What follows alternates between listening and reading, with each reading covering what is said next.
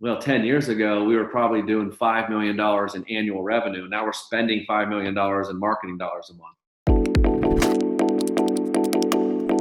This is Marketing Conversations with Lamp House Films, the show that gives you direct access to tips and insights from today's marketing thought leaders. This is a really special episode for me because our guest is someone that we've been working with for years.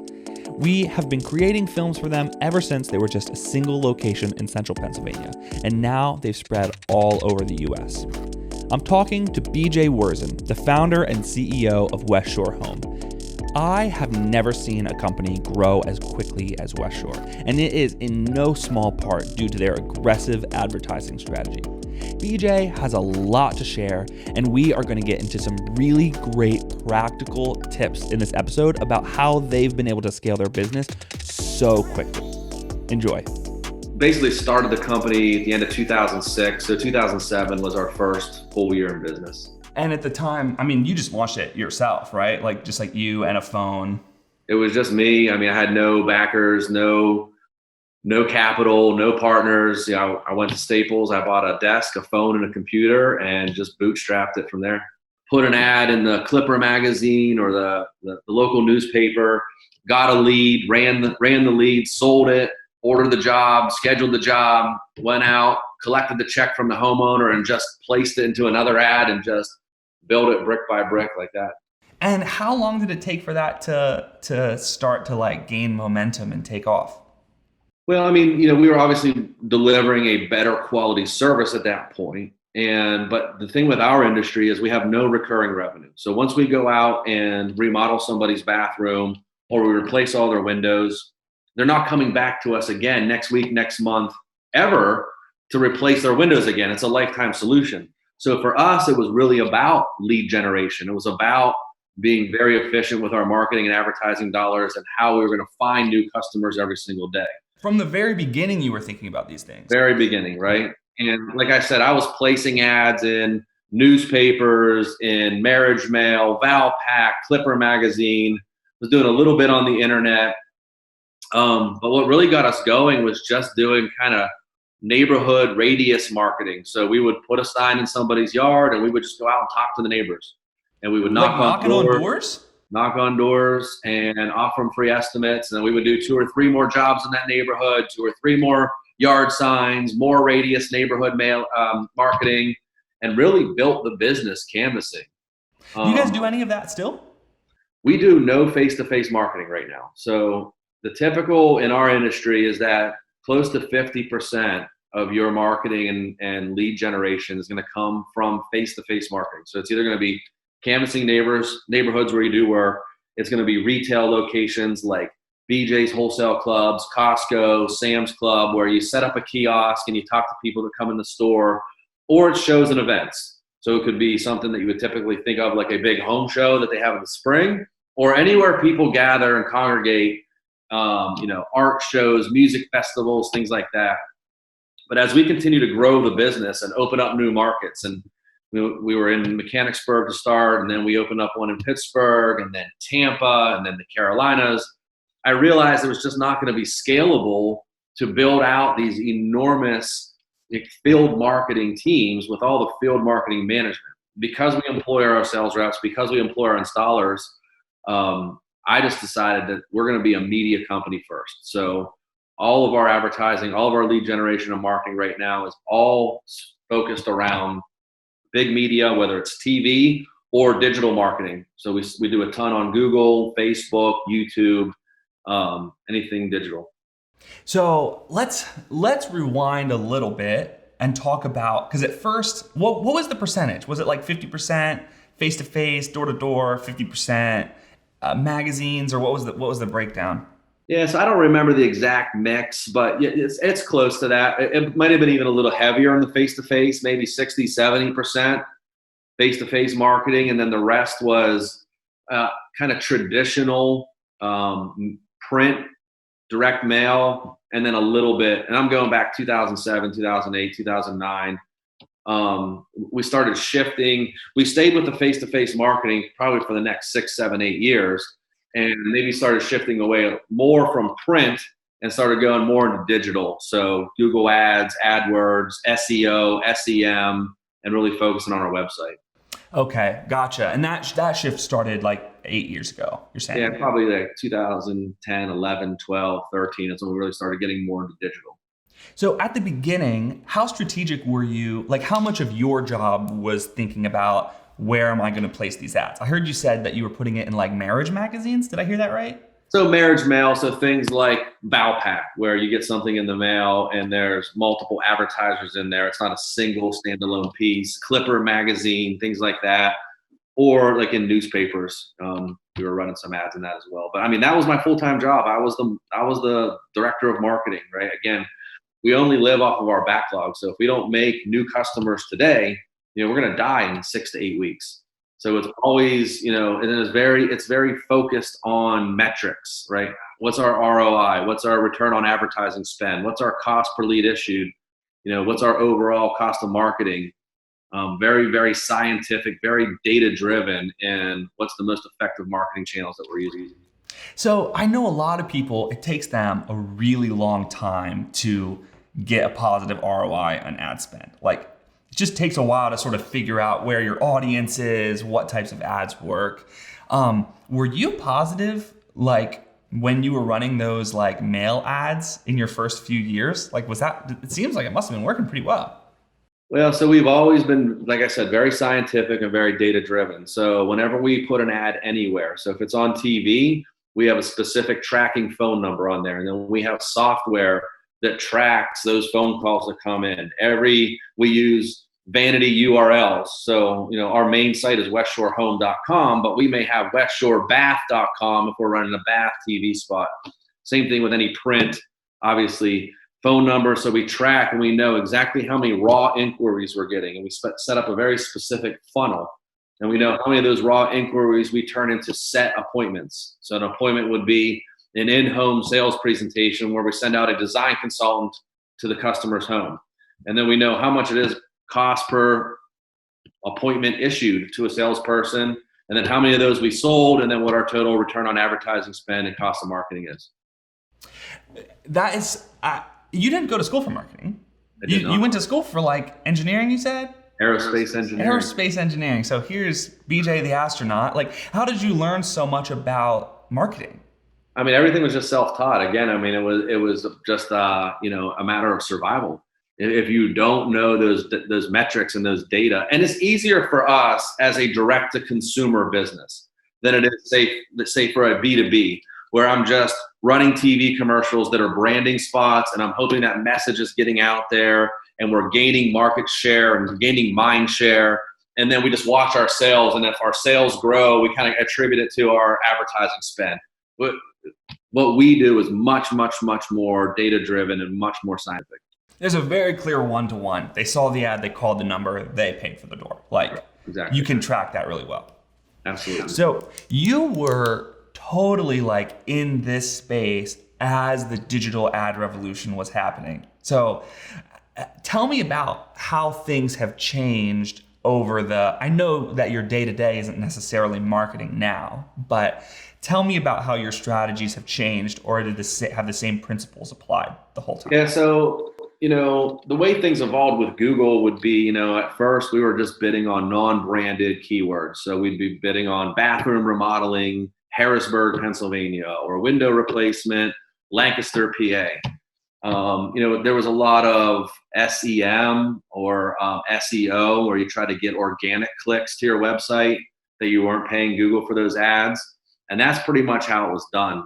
As we shifted to more of a media company, so we have an in-house media team. I think we have 8 media buyers. We have in-house production teams where we make our own direct response TV commercials. And our Google strategy changed more to focusing on branded search. So we know if we run a TV spot, we're going to get so many phone calls from that. We're also going to get so many searches for West Shore Home. So we want to make sure that we're optimizing our branded search as well. So a lot of your online stuff is just, you're not trying to catch new people. You're just capitalizing on what you're already doing on TV. Well, we're still catching new people through that TV ad. But if they don't pick up the phone and call during that 2-minute spot, they're going to wait and they're going to go the next commercial break and do a search. And often they're searching for us in particular. So we got to make sure we're capitalizing on all that branded search. Yeah. The other big shift for us, this is going back 4 or 5 years now, was Facebook advertising. So this is through the actual Facebook ads. We're not talking about just posting things on our company page. We're talking about building very, very specific audiences and serving them ads in their news feeds and bringing people into the funnel with Facebook. We probably spend right now somewhere between $500,000 and $1 million a month on Facebook generating new customers. Wow. How does that compare to what you're spending on TV? Like, is Facebook the majority of your spend? No. So, right now, I'm trying to think back. Last month, we probably had a $5 million marketing budget. $2.5 million was probably TV, and then probably another $1.5 million to $2 million digital. And the rest are some sort of ancillary. We still do some direct mail. We buy some leads from lead aggregators like Home Advisor. But the significant chunk of that budget is going to be TV and then our digital sources. If you had heard that number 10 years ago, you'd have probably been pretty surprised by it. Well, 10 years ago, we were probably doing $5 million in annual revenue. Now we're spending $5 million in marketing dollars a month. So you had talked about at the beginning, the minute you made $10, you bought $8 worth of ads. Is that still sort of the thought process? Because your growth, we've been working together for 5 years, 6 years, something like that. Yep. The growth in that time has been staggering. Like, you guys had 2 offices maybe 6 years ago? No, I think when we first met and you made our first film for us, we were still only Mechanicsburg, Central Pennsylvania only. We were just getting ready to launch Pittsburgh. We made our kind of core purpose film for bringing happiness to every home. And we probably had 65 or 70 employees. Now we have 18 offices in 12 states and 1,300 employees. Yeah, a little difference. Yeah. It's like every time we talk, I'm like expecting you guys to have doubled in size, and really you tripled. Yeah, well, between November of 2018 and November of 2019, we've 5x the business. We were a $40 million run rate in November 2018, and we were doing $200 million run rate November last year. And now we're doing $500 million run rate. So it's just crazy how fast it's grown. Yeah. So how much do you attribute that growth to that philosophy of like reinvesting in marketing at these like really wild rates? Yeah. So it really drives everything, right? So we set a marketing budget and we know exactly how much that's going to bring to us in sales. And then that sales number drives a backlog. So at any given time, we have sales that have been made that haven't been installed yet. Then we know what our installation capacity is, how many installers we have to install that backlog. And then that's going to drive our actual revenue that hits our income statement. And then we just level load everything. So as we continue to increase our marketing budget, we're going to continue to increase our sales. We're going to continue to increase our backlog. And then we're going to continue to increase our installed recognized revenue. So it's really just a big math equation for us. We have 3 different growth levers for the business. So the first one is just organic growth. That's just growing our current existing footprint, just by adding marketing dollars, adding salespeople, adding installers. The second one is opening up greenfield locations. So just going into a new market and doing a de novo location. So this year we opened up Dallas in Q1 and we opened up Charlotte in Q2. And then the third growth lever is doing acquisitions. So we've done 4 acquisitions now, expanding our reach into North Carolina, South Carolina, Kentucky, Georgia. So every year we do 2 or 3 acquisitions and we open up 2 or 3 new locations. That's just so wild. How much in your so you had talked about studying your ad placements, seeing this is profitable, and so let's put a little bit more fuel here. This is profitable. Let's put more fuel here. Are you doing that same study with what creative is more and less effective? Yeah, absolutely. So, most everything out there is just white noise. Everybody says we're the best. So let's just look at my specific industry, a home remodeler, whether you're doing windows, doors, bathrooms, roofing, siding, whatever. If you look at the majority of the creative, it's talking about we've got the best products, we've got the best service, we got the best warranty, we've got the lowest prices. And we've really been very cognizant of that's not who we are. We really want to build a category of one, something that's just get out of that sea of sameness. So, what we really focus on is a fast, easy, convenient home improvement experience. The way I looked at it is that most people have the money to fix up their home. That's not what's causing them not to come into the market. They're just busy. People are busier than ever, right? They got jobs, they got careers, they're involved in their community, they've got kids, they're running the kids to soccer practice, or they're involved with their church, or sitting on the homeowners association board, or just doing things, and they don't feel like they have time to, first of all, vet a contractor, get 3 quotes. They don't feel like there's transparency into the process. It's going to go over time, over budget. They don't want to babysit a contractor for 2-3 weeks, 2-3 months. So, because people are so connected today, right, with these phones and the technology we have, there's these conveniences that pop up for us. So Amazon, I can go on my computer, I can order something, it's going to be on my front porch tomorrow. Uber, I can press a button on my phone and I have a car sitting out front 5 minutes from now ready to pick me up. So we endeavor to create this Uber or Amazon-like experience for the homeowner to remodel their bathroom. We try to make it that easy. So if you see an ad on TV right now and search our website, you can schedule your in-home design consultation right then and there. We can be out that evening. We're going to bring an iPad with us. We're going to design the bathroom for you and show you exactly what it's going to look like installed. It's going to price it out for you. We can deliver consumer financing for you as well. And if everything looks good, you want to move forward, you literally sign your finger on the iPad and it's done. We're back in a week or 2 and we do everything in 1 day. So it's minimal disruption to the customer's life. That's the premise. So when we build ads, we build TV commercials, we build Facebook ads, it's all built around speed and convenience to the homeowner, not necessarily, and we've got great products, don't get me wrong, but we're not talking about, hey, our windows are the best, because everybody says that and you just drown it out. But when you're delivering a message that's literally a category of one, you get out of that sea of sameness and you really connect with the homeowner. So how did you guys find that message? Like, the reason everybody's saying we're the best is just because it's easy to say. And so how did you guys come to this new core that would be uniquely West Shore and allow you to stand out? Yeah, so we were very thoughtful about it, right? We got a group of people from the company. We took people from the executive leadership team. We took people from frontline management. We got in a room and we said, we need to understand who we are as an organization, right? So we already had our mission, vision, values, our core purpose, our mission to become the most admired U.S. home improvement brand.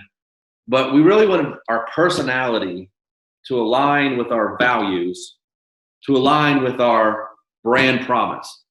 So our company pretty well. We are a default aggressive. We move very fast. We're growth oriented.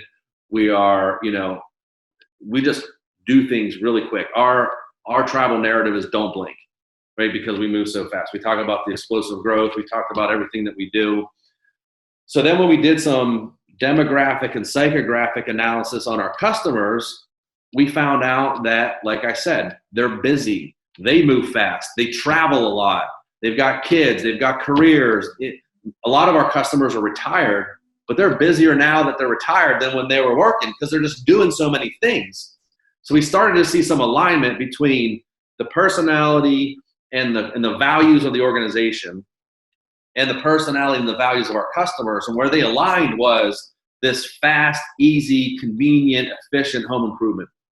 So we've just really focused on that and really tried to be the category of one, the Uber, the Amazon of home improvement. So how would you recommend others? So a lot of the audience of this show is 10 years back in this journey. So how would you recommend others find their uniqueness and break out of that sea of sameness, as you say? You got to build a brand, right? First of all, you got to understand what you stand for. You can be unapologetic about it because you're not going to be for everyone, right? So this default aggressive, extreme ownership, get better every single day kind of culture that we have, it's not for everybody, and that's okay, right? If you try to please everybody, you're not going to please anybody. What they say in branding is you kind of want to be polarized. You want people to love you or hate you. You don't really want to be down the middle and vanilla, because again, you get lost in that sea of sameness. So understand who you are as a company from a values perspective, and live those values and be those values, and take that personality and bake it into your brand promise. Because I think, by baking that into our brand promise and our messaging is going to give us our ultimate competitive advantage. Because like I said, that's going to pull people into the market, right? A lot of people that are out there weren't even thinking about doing a home improvement. When they see that message on TV, or they see that Lamp House film that, that we've done about this, I love our call to install video that we did. It's a 60-second spot, but it just takes you quickly through the problem that the homeowner is experiencing, how easy it is to pick up the phone, give us a call. We're in the home that day or the next day, and the install is done before they even know it. And just stick to that and believe in it, and it'll work. Thanks for watching another episode of Marketing Conversations with Lamp House Films. This has felt like giving everyone a glimpse into the kind of talks that BJ and I have been having for years as we design their marketing film campaigns. If you're interested in how film can grow your business, you can learn more at lamphousefilms.com. And as always, you can subscribe below for bonus content. We'll see you next time.